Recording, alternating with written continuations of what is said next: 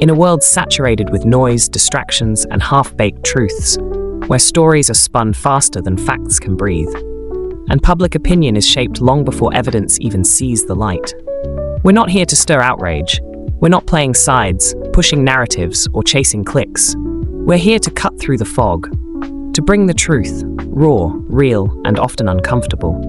Our judgments are built on transparency, logic, and actual evidence, not on assumptions, not on headlines, and definitely not on emotional bait. We're not here to tell you what to think. We're here to give you everything you need so you can decide what's real.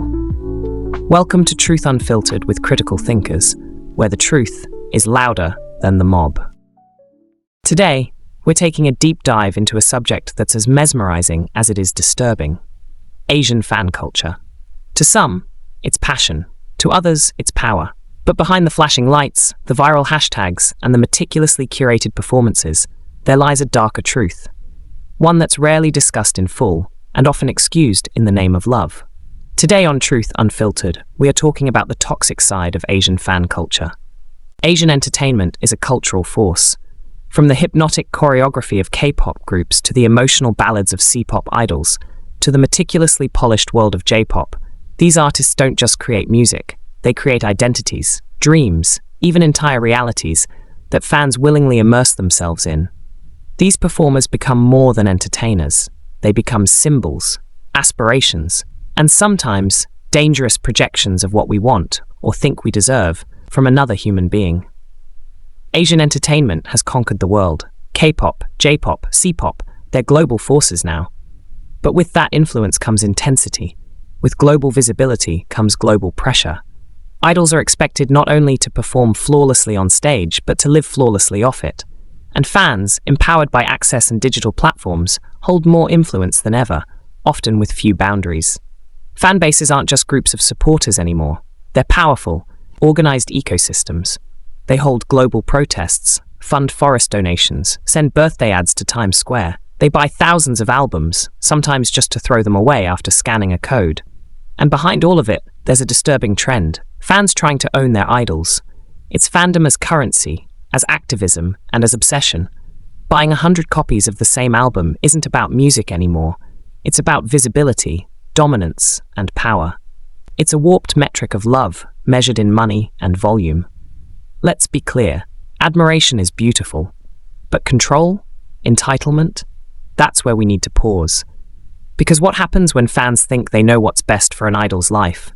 What happens when that affection turns into a kind of control, when love is weaponized, when loyalty is enforced not through support, but through threats, silence, or cancellation? Because that line between love and obsession? It's thinner than we think. And once it's crossed, both the idol and the fan begin to lose something precious, their humanity. In South Korea, fan unions organize like corporations. GOT7 fans once sent LED protest trucks to JYP's headquarters demanding better treatment. That sounds empowering, until you realize it comes with expectations. The idol must stay loyal, perfect, grateful. This phenomenon isn't fringe, it's standard. These protest trucks, trending hashtags, and fundraising campaigns may look like activism, but they come with silent strings attached. The idol must perform not only on stage, but in life, always aligning with the fanbase's expectations. Gratitude becomes a performance. Agency becomes a negotiation. In China, fans dumped literal truckloads of milk after buying them only for QR codes to vote in idol shows. That scandal alone shut down an entire industry of survival shows. Think about that. Fan behavior got an entire format banned. This was more than waste. It was proof of an unsustainable system, both economically and ethically. The government cracked down, but the underlying dynamic didn't vanish. It simply morphed. And it's not just wasteful, it's a strategy, a claim to ownership. Fans vote, fans pay, fans build careers. So in return, they believe they have the right to own part of the celebrity they supported. In K-pop, fans are no longer just fans, they're strategists, investors, watchdogs. They monitor every move, mass report negative comments, and even police rival fandoms.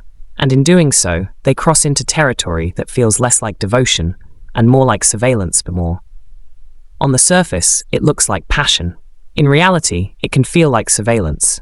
It's a digital panopticon, one where idols are always watched, always judged, and never free. Let's talk about the idol system. These aren't just celebrities, they're manufactured personas, and they're expected to remain frozen in perfection. They're crafted from training programs, marketing strategies, and social media narratives. Every aspect is managed, from what they eat to how they laugh to what they wear. The pressure to maintain perfection is relentless. Romantic? Nope. Rebellious? Never. Human? Only when it's cute. Authenticity is filtered. Vulnerability is sanitized. And mistakes? Unforgivable. Take Hane and Edon, two idols who dared to fall in love publicly. Their reward? Getting kicked out of their company after a fan backlash. The crime? Honesty. The punishment? Exile. What does that say about the system? Or EXO's Chen? He got married and some fans launched full protest campaigns, demanding his removal. All because he chose a normal life. The backlash wasn't just harsh, it was dehumanizing. As if an idol's life belongs to the public, not to themselves. What kind of love punishes someone for choosing happiness? When adoration demands self-denial, it stops being love and becomes a form of soft domination. Let's be honest, toxic fandom isn't just awkward, it's dangerous. Dangerous for mental health, dangerous for freedom, dangerous for survival. The psychological toll on idols is immense. Many can't speak out. If they do, they're called ungrateful. If they stay silent, they're accused of hiding something. There is no winning. Every word, every silence is dissected for hidden meaning, interpreted through the lens of ownership, not empathy. They're forced into a paradox, idolized but not respected, loved but not protected. And that paradox wears them down day by day. We've lost people, brilliant people, to this system. Sulli, Jonghyun, Moonbin, Kim Sun-kyun. Sulli was radiant, fearless, and unapologetically herself. Jonghyun was poetic, sensitive, and quietly vulnerable. Moonbin was a brother and a good role model, and Lee Sun-kyun was a father of two. And yet, they were torn apart by a system and a public that asked for everything, but gave little back. They weren't just celebrities. They were voices of authenticity, punished for refusing to play pretend. Sulli for daring to live openly. Jonghyun for speaking openly about pain. And we did not listen, not deeply enough, not fast enough. They were met with silence, shame, and in the end, tragedy. And for every name we know, there are dozens we don't. There are countless others silently suffering behind bright smiles and auto-tuned performances.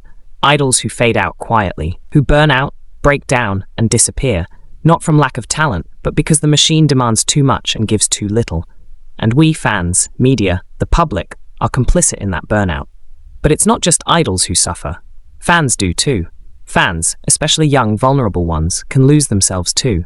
They enter fandom seeking connection, validation, identity, and instead they're fed an endless stream of curated perfection that reinforces inadequacy. Some pour their identities into these parasocial bonds. Idols become emotional surrogates. They become friends, lovers, therapists, everything except real. And when the illusion shatters, the emotional fallout is real and dangerous. A girl in China once spent over $30,000 of her parents' money on idol merch and gifts. She ended up in therapy for what doctors called celebrity dependency disorder. This is no longer just fandom, it's addiction. And like all addictions, it can destroy lives. Let that sink in. Celebrity, dependency, disorder. It's a warning sign, one we ignore too often. And when things go wrong, scandals, retirements, breaks, fans spiral. There have been documented cases of self-harm and even suicide in response to idol-related news. Because when you've built your identity around someone else's perfection, their fall feels like your own. And then there are fan wars, digital battlegrounds where hate is currency. Blackpink's Jennie, for example, was viciously attacked online over accusations of laziness, laced with misogyny and racism. Why? Because she danced differently one week? It's not just toxic, it's cruel. And it reveals how quickly love can curdle into hate. Now let's not pretend fans are acting in a vacuum. The industry builds the illusion and profits off of it. Entertainment agencies engineer these parasocial connections. They sell the illusion of intimacy. They want you to feel close, to feel seen, because closeness sells. NCT's boyfriend logs, idol live streams, Japan's handshake events, these moments feel personal. But they're not.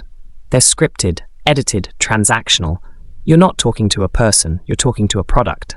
Digital platforms like Weverse and Bubble, they reward the biggest spenders with more access. They sell attention, and fans, desperate for affection, pay the price. And what do social media algorithms reward? Outrage, conflict, extremes, because drama drives engagement, and engagement drives profit. Scandals trend, fan wars go viral, platforms profit. It's a business model built on emotional exploitation. So who's really pulling the strings? And more importantly, who's holding them accountable? K-pop gets most of the spotlight, but J-pop and C-pop have their own versions of toxicity. Don't be fooled by surface differences. In Japan, idols are expected to maintain pure images. Dating? Scandalous. In some cases, idols have been fined or fired for having a boyfriend. This isn't love, it's ownership dressed up in tradition. In China, the state has cracked down on fan culture, but often with censorship and authoritarian overreach. That's not the solution either. Silencing isn't healing. We can't fight toxicity with more control. We need understanding, compassion, boundaries. So what do?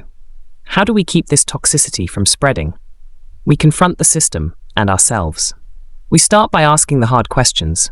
Are we loving these idols or are we consuming them? Are we building them or breaking them down?